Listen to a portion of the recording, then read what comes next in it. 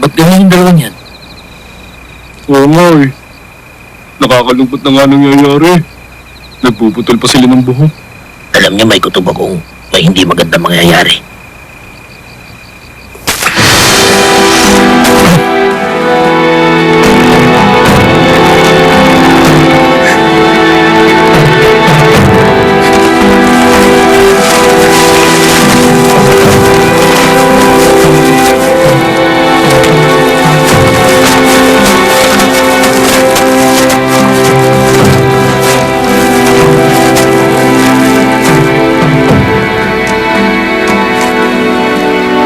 Hindi pa lumakad.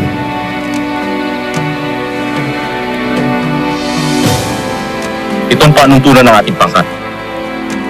Nakahanda na kayo? Oo. Hindi pa babayaan ng sila ang mga pamilya ninyo. Higit sa lahat, magiging bayani kayo ng sila.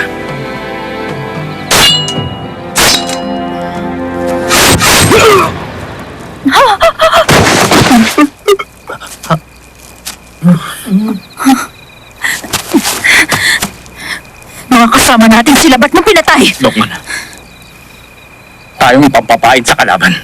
Eh ano ngayon? Kailangan natin iligaw ang mga taga-Bekje upang mailigtas ang karamihan sa atin. O ngayon? Mahalaga sa atin ang madali ang pagkilos.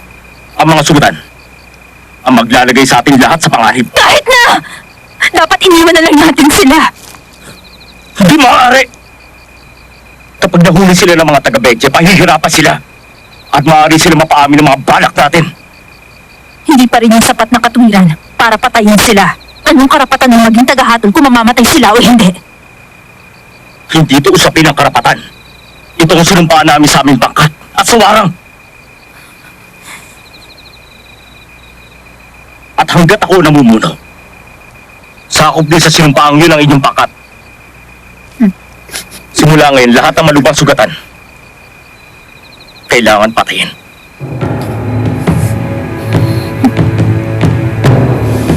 Isa yung kautusan.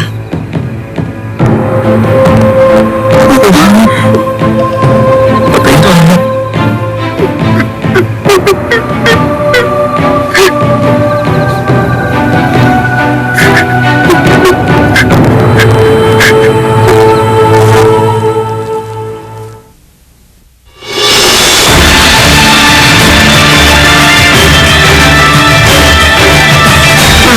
Bago ka na lang.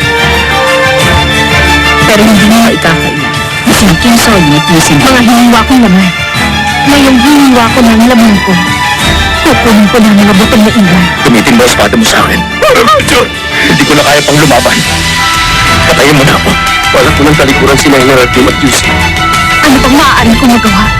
Ano kasalanan na bang matao sa bigmaan? Sagad hanggang buto ng takot ko. Ang kasalanan mo. Hinahayaan ng pagharian ka ng takot. Tao ko sila kung makakabalik sila nito. Subalit kung hindi, mga tao lang silang dapat pasalamatan. Napipilin ko yun sa iyong lubensyon. Pag pinatagal mo lalo kung mahirapan, gawin mo na! Huwag mo siyang patayin! Mamili ka. Warang Ancho. Hindi ka! Pinipilit kong kayanin ang mga pinapagawa mo. Dahil naniniwala akong mahalagang